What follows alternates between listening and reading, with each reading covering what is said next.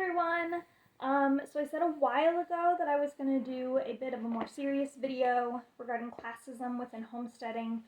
I said I had it pre-recorded, and I did, and then I decided that I could do it better, so I decided to re-record it. So anyway, here I am. Okay, so before I get into anything, I just want to talk about briefly what classism is. And it's essentially the treating someone different based on social class or perceived social class. And it involves the systemic oppression of subordinated class groups. I am reading this off of classism.org. I will link it in the my about section. To advantage and strengthen the dominant class groups, it's the systematic assignment of characteristics of worth and ability based on social class, which again is a usually it's economic social class, economic related. And it can include attitudes, behaviors, systems of policies and practices, the rationale that supports these systems, and the unequal valuing, and then the culture that perpetuates them. So that's kind of what we're talking about classism. I will be talking about classist views, so views that look down upon other people, whether they mean to or not.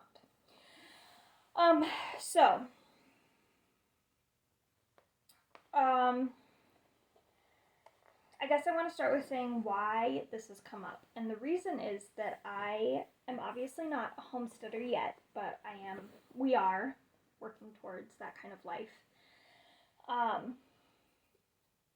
And so I've been following a lot of homesteading people on Instagram, and I'm obviously not going to name names or anything, but if they're watching this, they might know. But also, these things are just general things that I've heard people within the homestead community say, so it'd be really hard to pinpoint that they're the ones who said it. But anyway,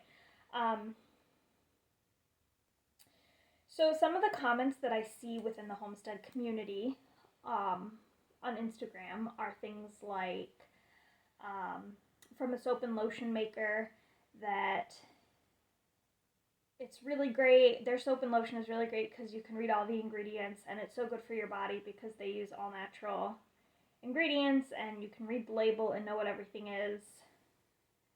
And also, to be clear, I love their lotion. I use it, I buy it, I adore it. I recommend it to people. But also, I'm pretty sure for my 10-ounce thing of lotion, I spent $18 on it. It's expensive lotion. The 4-ounce ones are $14, right? You know what I'm saying? It's expensive lotion. That's a choice that I make to buy expensive lotion because I have very sensitive, very dry skin. So it's worth it to me. And I like being able to support that small business. But it's really expensive. Another post that I saw recently was about someone butchering their own chickens and how their homegrown butchered chickens are way healthier for them, their family, you, whatever, than the, plastic wrapped chicken that you buy at the grocery store. Here's the thing about homesteading. It's not for everyone. I'm just going to be upfront with that. Before we even get into the classism portion of homesteading, I just want to be clear that, this is difficult. And I only do a few ducks, okay? I don't even garden yet. I don't have cows or goats or anything. We have, 20 ducks. Okay, that's it. And it's kind of gross. I know plenty of people in my life that have the money to to live this way and are like, absolutely not. I am not walking out to a yard covered in duck poop. You can't pick up duck poop like you do dog poop, okay? You just have to leave it there. To feed the ducks and gather the eggs. It's gross, okay? It's gross. And there are a lot of ways to keep the gross down, okay? Keeping the areas cleaned, putting food and water on platforms, etc., etc., etc. There's tons you can do to help keep the areas clean regularly, cleaning out coops, adding more bedding, etc. But it's gross, okay? It's just gross. Ducks are gross. I gotta be upfront about that, okay? You have ducks, there's gonna be poop. It's gonna be gross. That's just how animals are. Just is. A lot of people don't want to live that life, okay? A lot of people don't. And again, mine is easy. My life is easy, homesteading wise. I get up, I let out the ducks, I pour them food and water, I go in and put them in at night. That's about it, you know. Once a week or so, I turn all their bedding over. Maybe add more. You know what I'm saying? But like, I have to do that in negative 50-degree weather, which does happen where I live. I have to go outside, let the ducks out. I have to cart the water out from the house because the hose is frozen, and usually we don't have the hoses out at that degree, but usually the spigot is frozen too. And we have to cart the water out from the house, and we have to go back and check it every 1 to 2 hours because the water will freeze. Or we have a heated water bowl, which is great, but those usually don't have enough they're not deep enough or large enough for the ducks to dip their heads in, and they need to dip their heads into it. So they need a separate water bowl out there. And it's minimal work, to be clear, but a lot of people don't want to do that, and I don't blame them. I don't want to do it most of the time. But I have committed myself to this, so here we are. You know what I'm saying? Like, I don't blame people for not wanting to do this, okay? It's gross. It's cold, and you can't take a break. Like, if I go anywhere, I have to arrange somebody to let the ducks out and put them back in, which is fine. The more animals you have, the harder it gets. And that's just the reality of it. For a lot of people, that is not their priority in life, and that's great. That's fine. That's great. There's nothing wrong with that. And again, it can be gross. Like, I cannot describe to you. I love having our own eggs off the farm. We don't have a farm. I love having eggs, out of our own ducks. But, like, a couple times this year, I did not realize that they were partially developed. And so I went to crack an egg to make something. And there was a baby bird in there. Dead, obviously. A couple times I didn't realize one of the eggs had been out there for a while when I picked it up, and surprise, it ended up being rotten when I went to crack it. You know what I'm saying? Like, it's just... And these things will get less and less and less the longer I do this, because I will start to know better what these eggs are and when they're bad and when they're good and how to candle them and things like that. How often I should candle, etc. But I'm just saying that these are things that a lot of people don't want to deal with. And I don't blame them. I really don't. So even classism and the class issues aside, a lot of people who have the money to live this life don't want to live it. They want to go to the grocery store. They want to buy their eggs that are more than likely safe. Okay? My entire life, okay, I have lived buying store-bought eggs, and it wasn't until this year that I accidentally cracked an egg and there was a baby in it and it was my egg, okay? And that's great. That's great. There's nothing wrong with that. But then you add in the issues of class, which is that this life is expensive. To be able to homestead, to be able to say that you grew the eggs that you butchered, to be able to say that you are using non-plastic wrapped chicken from, that you bought in the grocery store, and that they were you're homegrown and butchered, and that you milked the goat that you made the lotion out of, that you know all the ingredients for, and that makes it better at $18 for 10 ounces. It's money. All of it is money. I'm going to be upfront and say that I'm pretty sure our coop that we built, my husband and I built it, it was not a prefabbed coop, about the size of a small shed. Even buying all the materials and building it ourselves, it was between $1,000 and $2,000. Yeah. It's expensive. It was expensive. And it was still cheaper than like a prefabbed coop or other options like that. I think at this point we spend anywhere from $40 to $80 a month on duck feed. Wintertime it's worse because they can't, they don't forage as much. I'm going to be honest, we're not even in winter yet, and I already feel like we're going through a bag of duck feed a week, and those bags are $20 a pop.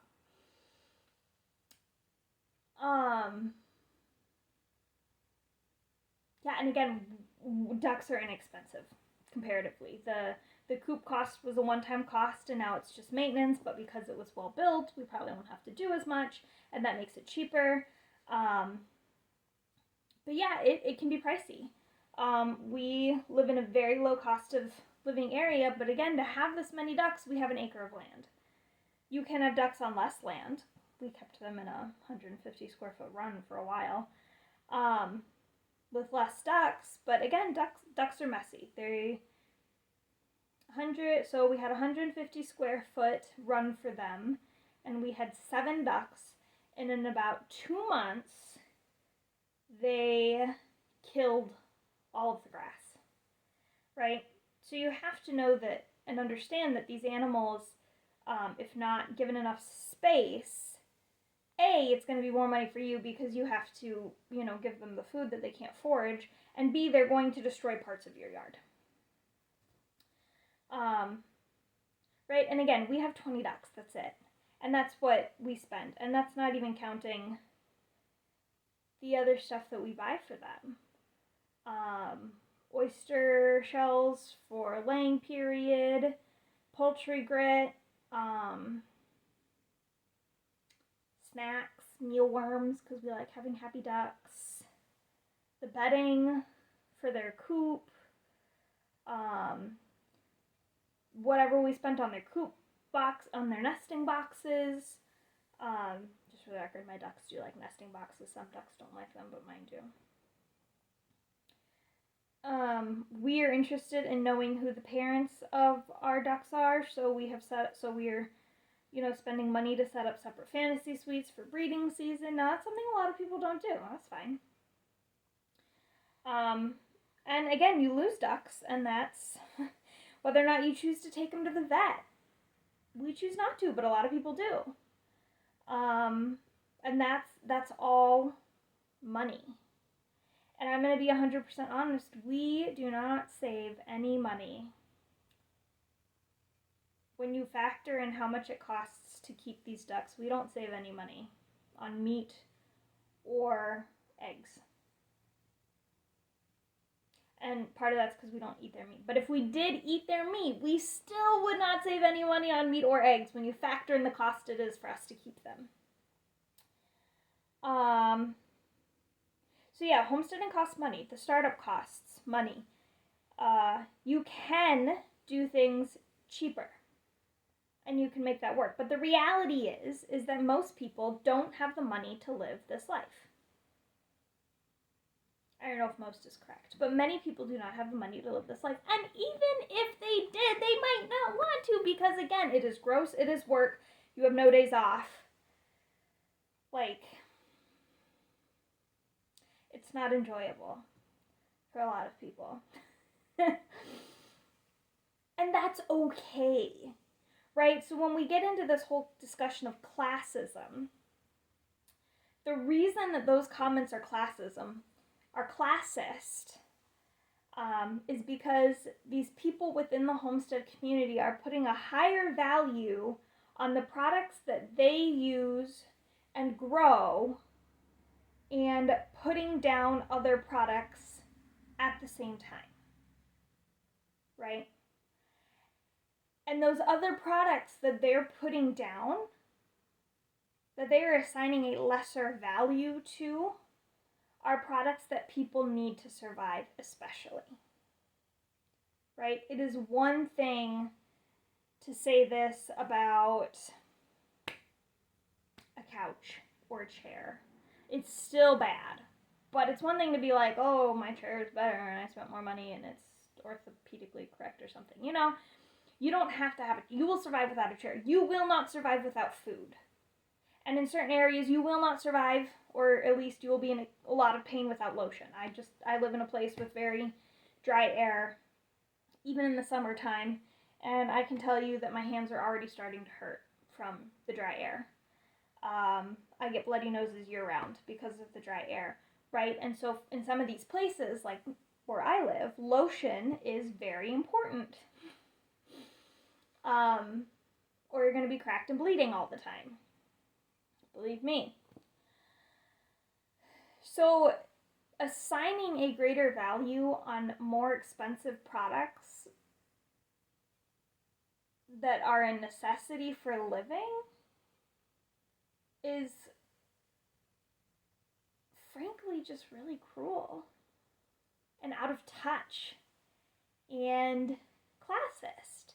To say that the chicken that I raised is healthier for you than the chicken you buy at the grocery store. Oh, you can't afford anything but the chicken at the grocery store. Guess you're not as healthy as me.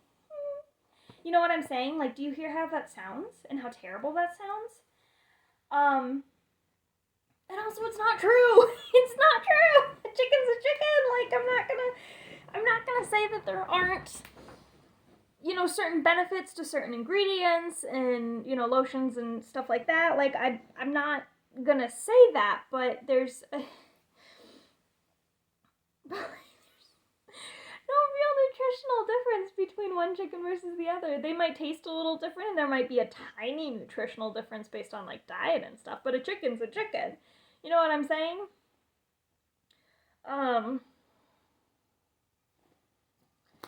Like, my eggs are no better than the store eggs. The only difference between my eggs and store eggs is that my eggs are duck eggs. They have a different nutritional value than chicken eggs at the store because they're duck eggs. They're not chicken eggs, right? And personally, I like duck eggs better. I think they taste better. Some people don't like duck eggs. I follow a lady on Instagram that has ducks and gives all of her duck eggs away because she doesn't like the taste. I like the taste. I like them better than chicken eggs. But I would 100% buy store-bought duck eggs if they were available to me.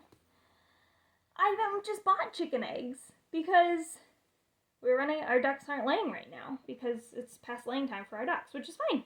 I buy chicken eggs. I used to buy store-bought chicken. I don't like chicken. But I buy store-bought meat all the time, right? There's nothing nutritionally different. And it can be a problem. This classist thing is a problem in so many ways. First of all, it makes the homesteading community so gate-kept. And here's the thing. I hate that because I love my lifestyle. I love this life. And I think there is so much beauty in it that I can share with people that don't want to live this life. And they can still appreciate the beauty. They can still learn, you know, I follow farmers because I like learning about where milk comes from and things like that. And I can appreciate that without being like, I'm going to be a dairy farmer. You know what I'm saying? I don't want to be a dairy farmer. I'll have my own cows. That's fine for my dairy. But I don't want to be a dairy farmer. But I can learn so much from these accounts that other people could learn from the homestead community. And even without learning, just appreciate the beauty of what a homestead life looks like. And instead we gatekeep by telling them the things that they buy aren't good, aren't healthy, aren't good enough. Like, why would we do that? Why would we keep people away from participating in a community?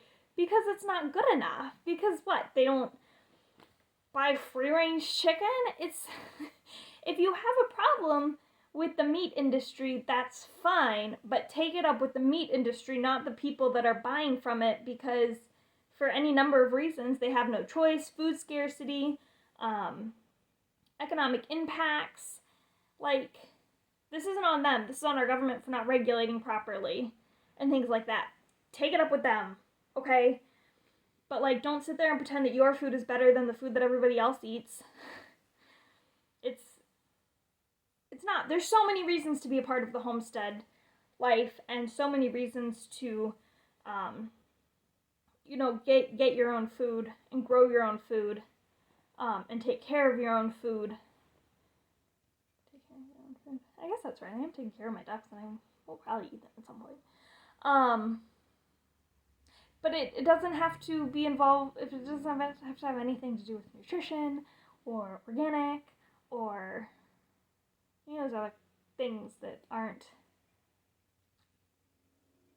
There's merit in them to be debated. I'll put it that way. I'm not saying that there's no merit to them, but the merit is negligible. And when you factor in the economic cost of having to buy organic, of having to buy whatever free for so many people, or, even people that aren't of a low economic status but are in a food desert or in a food scarce place, that's all the food they get. That's all they have access to. And that food is good food, right? That food keeps them alive. The only bad food is inedible food that will kill you, right? Like certain berries and mushrooms, okay? Don't eat the weird berries and mushrooms. Don't eat raw potatoes. It's a nightshade. Like, that's bad food. That's it. Any food that is edible is good food, as far as I'm concerned. Any food that keeps you alive is good food. We can talk about the nutritional parts of it later. And it can be a problem as well for children. Kids Eat in Color talks about this with hot lunch and school lunches, and I'll post her website and I'll try to find the link to her blog post. I think she did a blog post about it, so I'll try and find the link to that. That when kids go to school, kids that are typically upper middle class, upper middle class, go to school and talk about how hot lunches are gross, hot lunches are unhealthy, hot lunches aren't good for you, because that's what their parents tell them. Then kids that have to have hot lunch because it is their only meal of the day don't want to take it. Because they feel like they're going to be judged for eating the bad hot lunch, but then it's one of their only meals of the day. And to be honest, the hot lunches are actually fairly nutrient dense, because our country generally has guidelines on what kinds of foods and what kind of nutritional requirements have to be met by school lunches, right? And again, if you have problems with those nutritional requirements, take it up with the government and the school system, not the kids that are living off of this food, right? There's so many ways that food and food access and class and, makeup ingredients and safety of products and things like that need to be addressed in the United States, and it is not by acting like the stuff that we use, the expensive stuff that is used, is inherently better than anything else, and that everyone should use it even when they can't afford it. That's it. Right? The homestead community should not be one that is gatekept based on money or class or anything like that. It should be open and welcoming to all to be able to participate in any way they choose with our content and our lives, be it through videos, be it through social media posts, be it through books, be it through farm visits and farm tours. And